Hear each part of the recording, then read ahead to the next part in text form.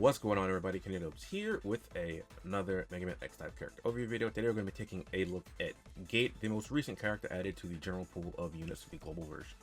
Alright, so here we are taking a look at Gate. And he's actually, I actually like Gate as a, as a playable character. Take a look at the splash screen here. Very, very nice. Let's take a look at the skills that Gate has here.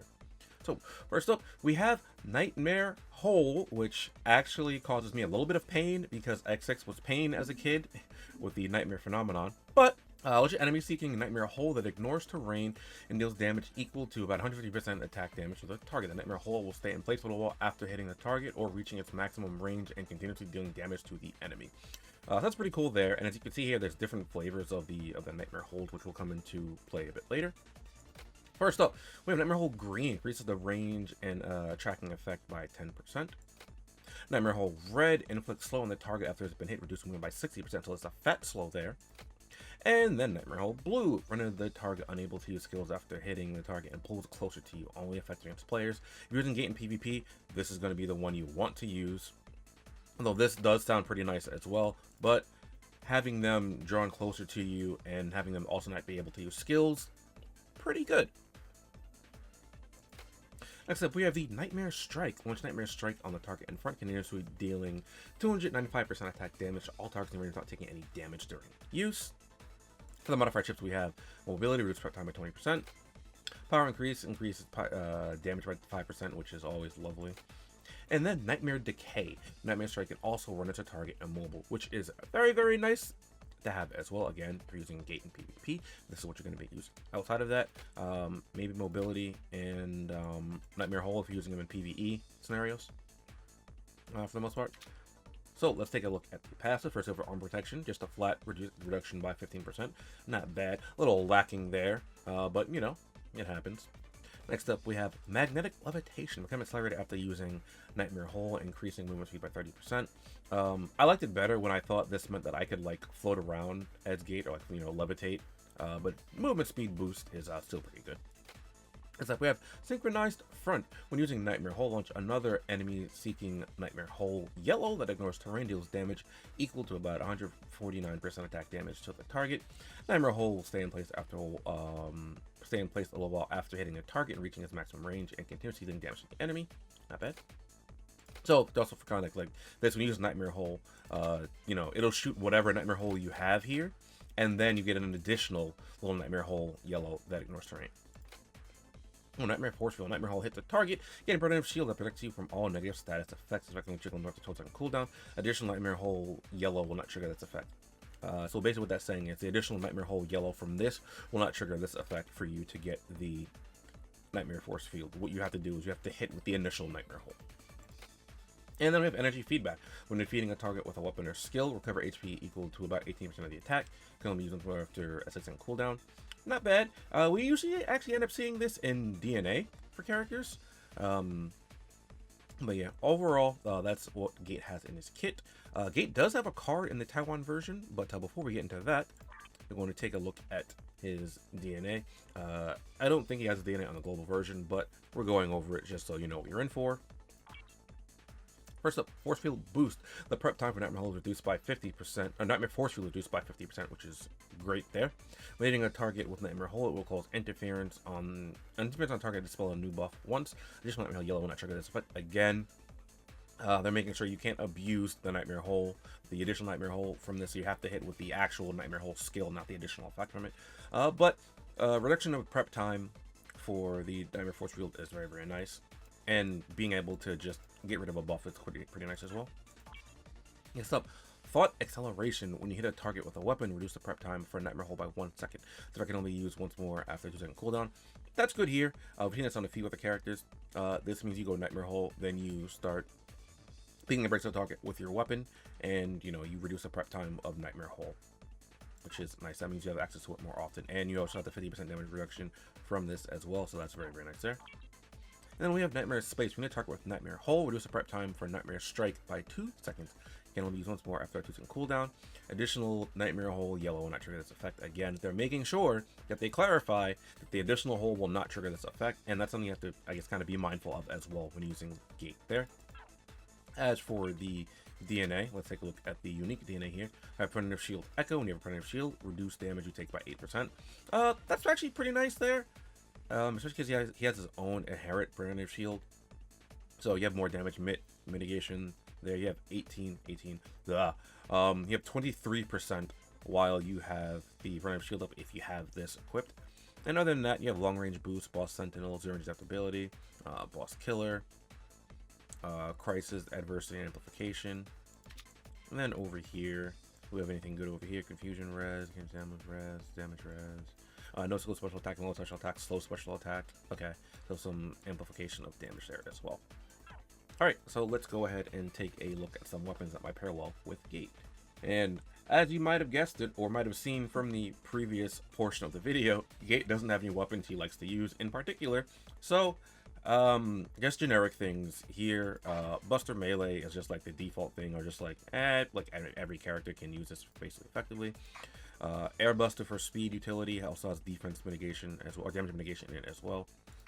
Explosive Bolt, best sniper buster in the game, has insane range. I always recommend Player Killer as a skill over penetration, because for penetration you have to use your brain a little bit more and have to hope that the map is in favor of you. And more open matches isn't that's good to rack up damage, because penetration can net you more damage than Player Killer, but Player Killer is just more consistent, right? Like you can just exist with Player Killer and get the damage boost from this, whereas if you don't get the ricochets for penetration, you don't do as much damage. Other than that, we have Hawk Position Buster. Again, I don't really like this weapon, but you know, it's a sniper buster. It can deal decent damage. I don't like how you have to trigger its passive so that you can pierce terrain. Piercing terrain would be great if it could do that, like, kind of inherently, but you have to get its passive in order to pierce terrain.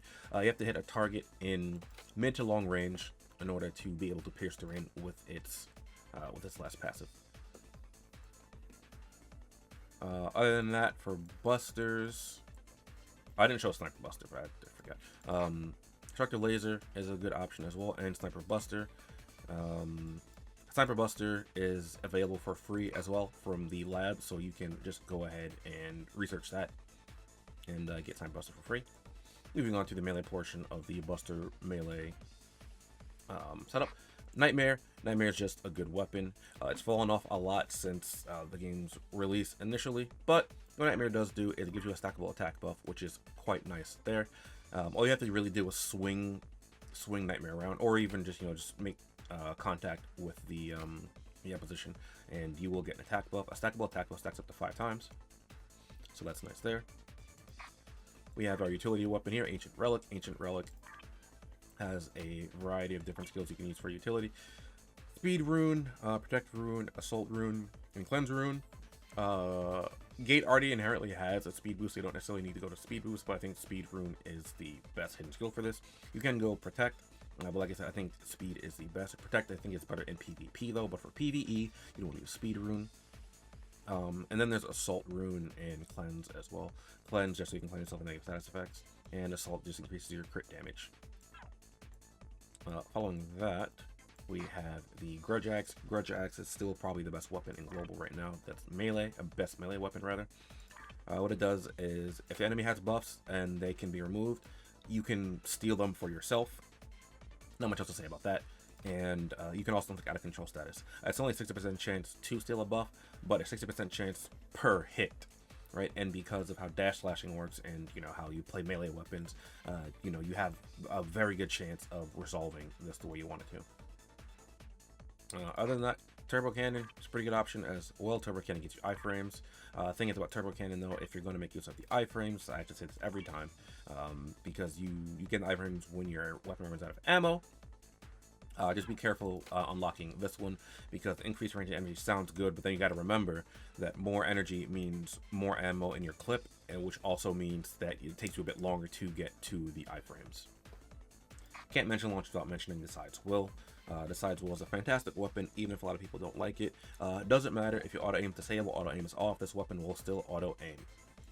Pierces terrain as well, has lasers, has little missiles, and it's just a fun time for the person using it, not so much for the person on the receiving end. And if you're trying to ball on a budget, we have the Sides Wool at home, the Cannon God. Cannon God can pierce terrain as well with its 4-star passive, I believe. But it doesn't have the auto tracking at all. However, it does have access to stun, which you can make use of, and the shots from this fly pretty quickly as well, and has pretty decent range. Depending on your sprayers, I could always go with the Gator Fangs. Gator Fangs, fantastic sprayer, or the explosive blower.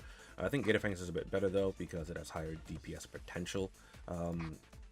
Explosive blower is pretty good. It's just a high-powered blower with the potential to stun, although the stun isn't as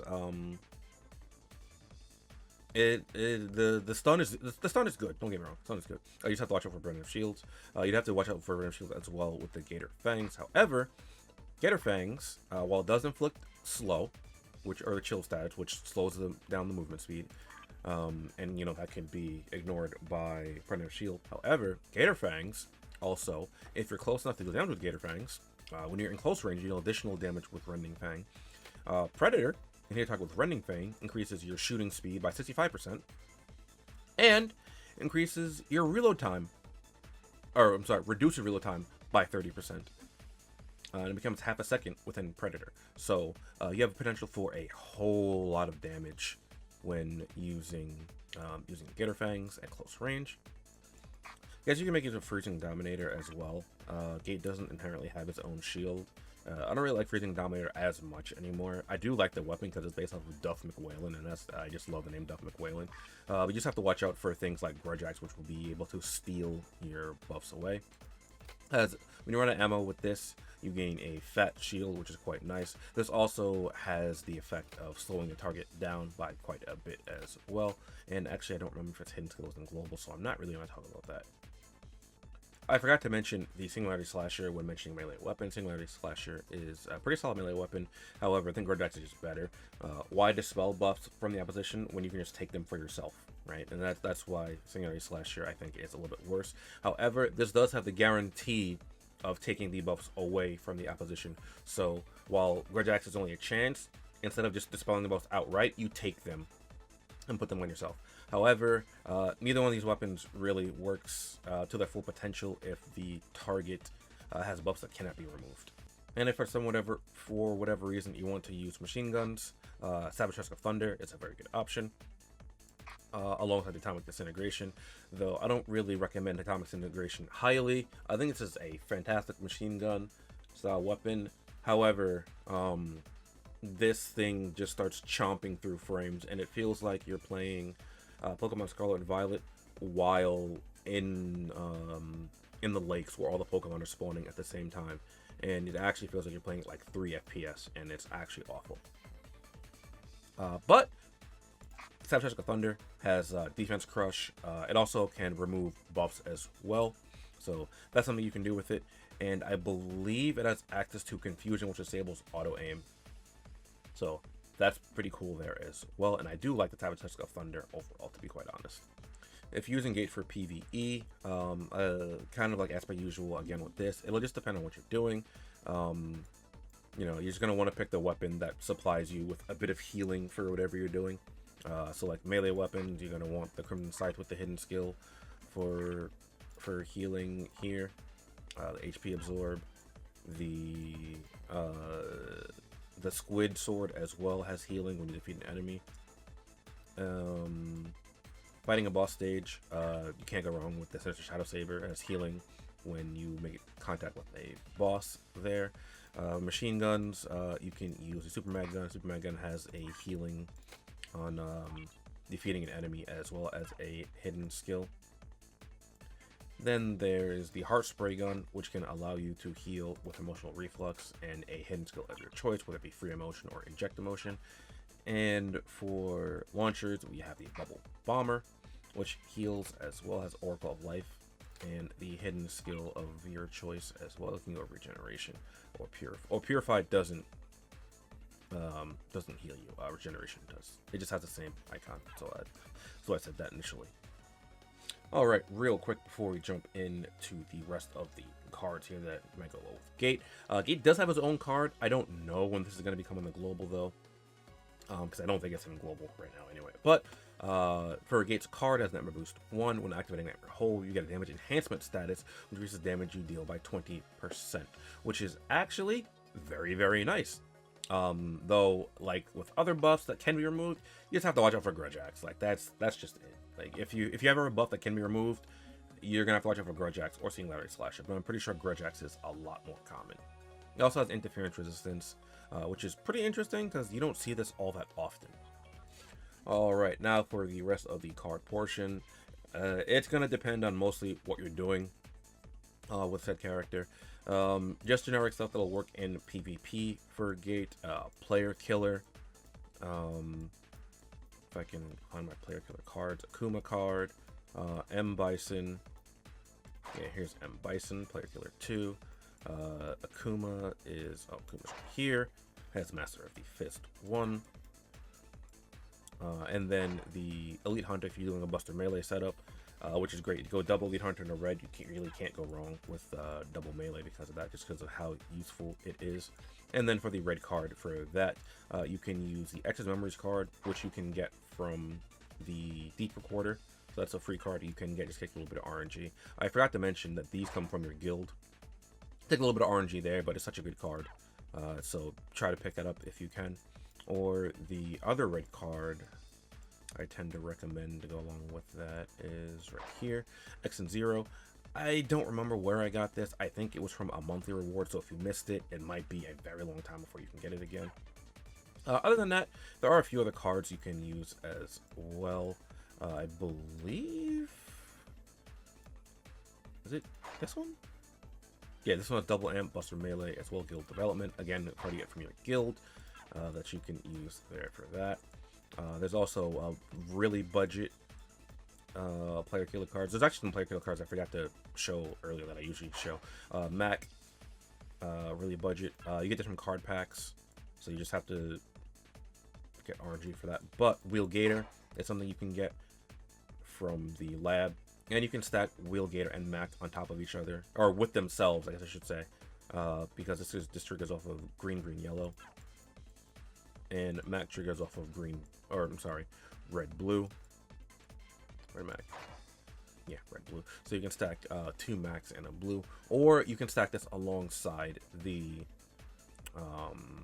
Elite Hunters card if you want. However, there are some better cards you can use for Player Killer that are very accessible.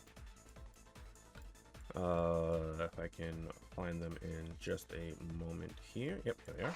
Sigma X4 card has Player Killer 2 here, and the Life Aura card has Player Killer 2 here, and the Life Aura card can stack on itself as well. Two copies of this, one at 5-star, one less than 5-star. You get Player Killer 2 and 3. You can actually get these from the card shop, or the token shop. So you don't necessarily need to try to get Mac or Wheel Gator. But if for some reason you're low on tokens, those options are there for you as well. Alongside that, there is another option for Buster Melee as well over here. Successfully completed, has double amplification, Buster Melee as well. And you can stack this alongside itself. This is a card you can get from your guild. Unfortunately, it's not as good as the Elite Hunters combination. And then other than that, you can just basically just fill in whatever gaps that might not be in your DNA. Like if you go for, if you inherit Player Killer DNA onto Gate, well then you don't need Player Killer in your, obviously in your cards. So you can go maybe Player Sentinel, you can go with maybe Immobilize Special Attack. I can't think of a good one that exists in the game right now for Immobilize Special Attack. My first thought is the Blanca card from the Street Fighter collaboration. There should be better cards than that for Immobilize Special Attack. Can I even find it? Yeah, Blanca card Immobilize Special Attack. That's something you can do. Unfortunately, Gate doesn't have True Stun, so you know, you're gonna have to like kind of play around that a little bit there. But that is something you can do as well. If you want to use the slow instead of the other modifier chip, then you want to go slow Special Attack. And I'm pretty sure the Summer Mammoth card has that, which I think we got this in global. Oh, this is slow resistance. Oops. You could actually go interference special attack as well with the Elect Team style card. I'm not sure if too many other cards have interference special attack though. But this does trigger off of yellow, green, green. No, never mind. I think the Gate card was yellow. Alright, I think that will be it for Gate here. And Gate's an okay unit. There's nothing too outstanding, nothing too special. Should you pull for Gate? The question a lot of you might be asking yourselves right now. I would have to recommend no. He's nothing outstanding. It's not like a must-have for any of your rosters for any specific game mode. Unless like you're a really big Gate fan, he's an easy skip. He's also a character in the general pool, so you definitely don't need to pull for him. And on top of that, I did kind of want to touch on something else here. I think Gate, if you do have Gate, you'd probably want him for his DNA as opposed to like maybe like using him. Because he has some pretty good DNA in here. You know, his boss killer, boss sentinel. So he could really help you out in terms of making use of your DNA for like your raid setups. He's a pretty decent option for raids. But even then, there's better options, you know, than Gate. We just got one of them recently in Rico Celebration, Errado as well. So I think Gate's an easy skip. I think he's an okay character.